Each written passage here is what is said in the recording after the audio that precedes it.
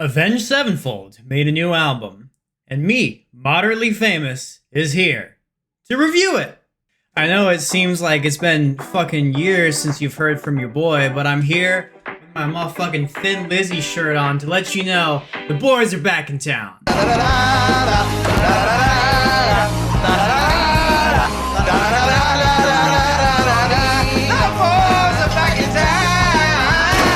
A lot of shit has gone down since y'all heard from me last. I got a fucking orange amp. The fucking Astros won the World Series. Freaking my hair is awesome. And I even got a beard now. Avenged Sevenfold also put out a new album recently, and I'm trying to grow this channel, so I'm going to shamelessly make a review for it in a timely manner while everyone else is doing to try to capitalize on the heat of the moment. Let's begin. I'm actually a really big Avenged Sevenfold fan. I didn't get really into metal until I was about 14 or 15, whenever I started working in manual labor, and well, legally that is. And Avenged Sevenfold was probably the main band I listened to, that and Slipknot, but I listened to Avenged Sevenfold just a little more. They were a little more accessible, just a little less dark and a little less disturbing to a young, moderately famous. Jimmy the Rev was and always will be my favorite member, and I don't feel like they'll ever be able to quite reach the musical prowess that they were achieving when he was in the band. I think that he brought a lot to the table, both in terms of musicianship, writing, personality, it factor, and yeah. But with that being said, I was actually pleasantly surprised with this album. What I'm going to do is I'm going to really quickly give an overview of the album and then give a track-by-track review and some closing thoughts.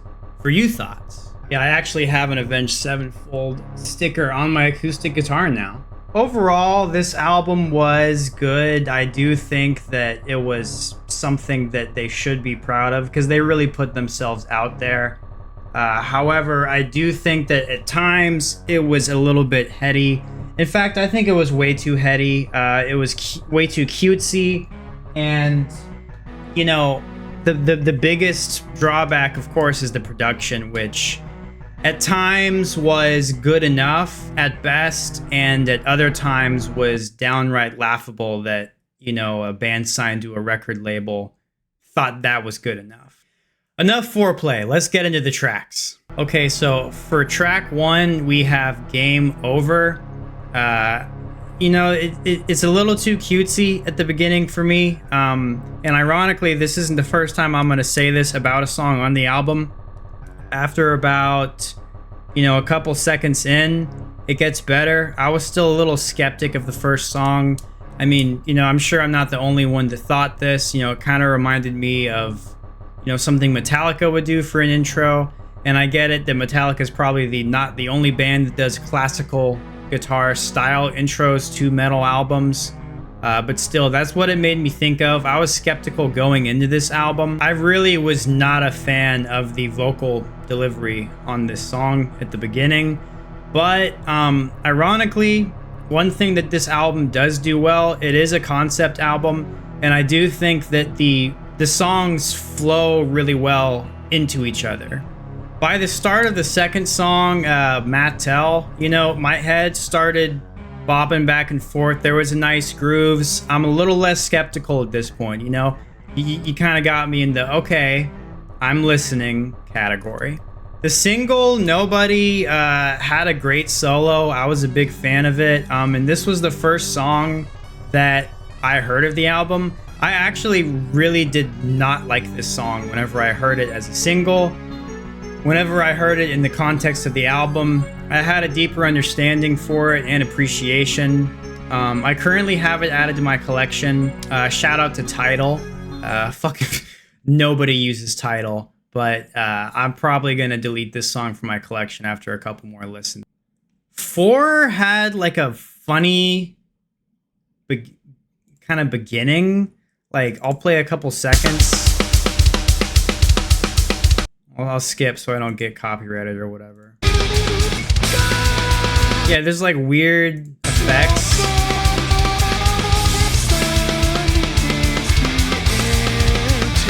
And like that's great, like if you want something to be funny, but kind of like the vibe and the feeling that I get from this album is very like satirical. It's very like meta. It's very like, you know, concept. Like I said, very heady, too heady for my taste.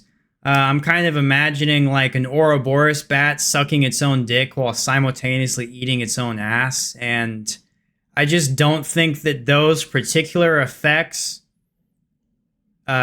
strengthen the case. For any of you artists that might be listening, if you want to, you know, kind of do some artwork of that Ouroboros bat, please, I would love to see that. And I understand what they're going for song 4. I like the chorus. It had a nice ending. And this was the first like really long song on the album. The first song was 3 minutes, 46 seconds, respectable length. Second song, 5 minutes, 30 seconds. They're a metal band, allegedly, still at this point. So the second 2 songs, you know, 5.5 minutes, 6 minutes, kind of get it. But then, you know, We Love You, 6 minutes and 15 seconds. It's kind of funny. It's kind of too heavy on the... it's too on the nose. It's too heady. With that being said, it did have a really nice ending. And that was kind of a theme that I was noticing for a lot of these songs. It's like every song was a little incomplete. There were parts of every song that I liked. There were like really good ideas, but there were just these other parts that seemed kind of mid, you know, kind of filler. I just didn't really understand why they didn't, you know, spend more time on this. Like, was this kind of like they just isolated themselves for 2 weeks and just, you know, churned through it? Fifth song, Cosmic, was the second song that I really liked. I added it to my collection. It had cool effects to start out. It had a great solo, and by 3 minutes and 30 seconds in, it had great feeling. Overall, this was a great song. I can kind of show you right over here.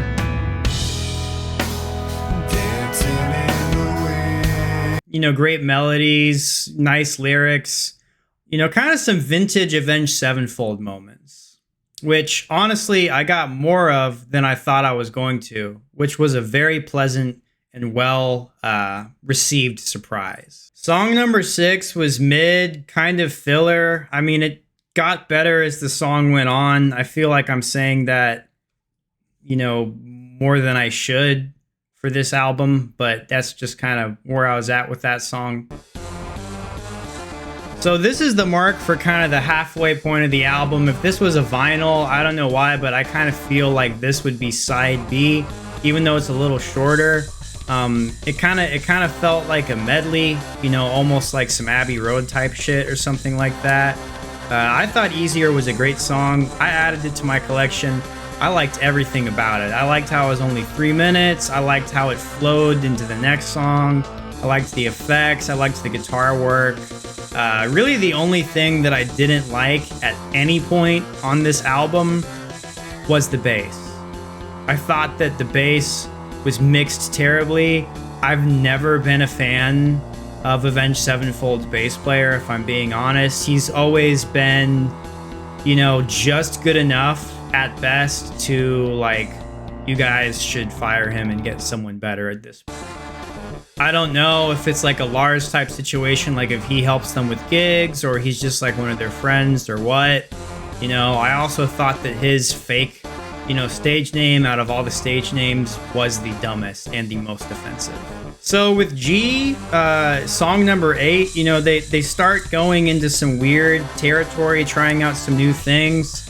It almost sounds like they're listening kind of to the new school of bands out there, maybe like some Polyphia, you know, because they have that, I don't know what to call it, but like that sexy tone for the guitar, you know, like kind of that out of phase thing. You know, they're definitely being inspired by what's around them, but the vocals sound weird, and not good weird, especially the backing vocals. Like it did not work. You know, this is like one of the few times they have what I think was female vocals on the album, and you already have sexy tones on the guitar, so what are you gonna do? Have the female vocals not be sexy, because why mix it well? With that being said, I like the polyphia direction, whatever you want to call that. I can do without the rest. Now, song number 9, Ordinary, comes on, and you can tell right away, oh shit, someone got an Earthquaker Devices Arpanoid.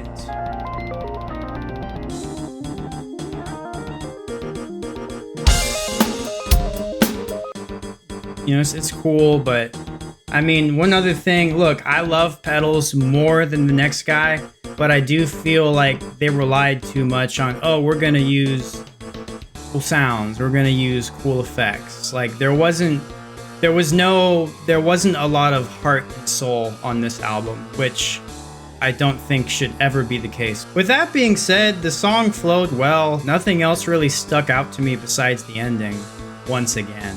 Now, song number 10, Death, it was nice. It was tasty.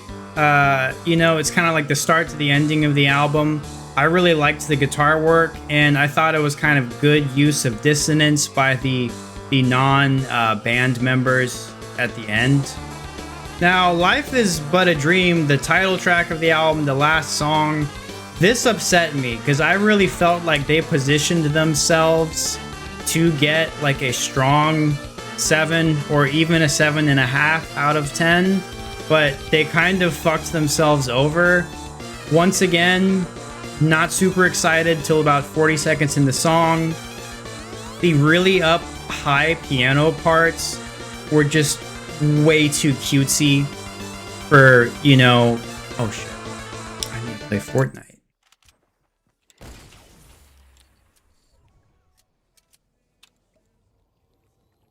They were just way too cutesy for my taste.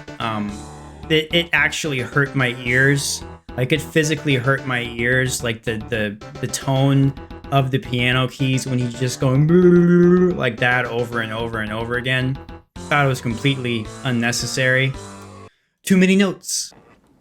Too many notes, Your Majesty. Exactly. Very well put. Too many notes. And this wouldn't have upset me so much if I didn't like the rest of the song. That was the upsetting thing. It's like, there'll be these parts of the song where it's like a no-brainer, like, don't fucking do that, that's stupid. Like, everyone should know that. And then the rest of the song is great. It's like, oh, dude, that's awesome. Like, why'd you have to ruin it with the shitty part? Like I said before, I am a fan of Avenged Sevenfold, so please don't be offended. If you watch this, I know you're probably not watching this, but just in case you are, please don't be offended. And yeah, I mean what I said. I loved them, and I always think that all the stuff they did with Jimmy the Rev will be their best work, and their second best album will always be the Nightmare album that they did right after Jimmy the Rev left, where they had Mike Portnoy play drums. That will forever be their story. They peaked with Jimmy the Rev. They had a good, strong second follow-up with Mike Portnoy, and then it's been downhill since. I don't think this is their worst album, but it's certainly not their best. And anyone who says it is, they can have that opinion, but, you know, some opinions are wrong. Out of a scale of 1 to 10, I would have to give it a 6 to a 7 out of a 10. Right now, I'm feeling generous and I'm giving it a 7. But if I'm being honest, thinking about it, looking back, due to the production, it's really more likely at a 5.5 to a 6 out of 10. And we're deducting 3 to, I guess, 4.5 points for being too heady, being too cutesy, the album sounding too digital, being mixed terribly. You know, the bass was never great. And then the vocal performances, some of them were really good. There were some good vocal melodies, and then other stuff, it's like, dude, what are you thinking?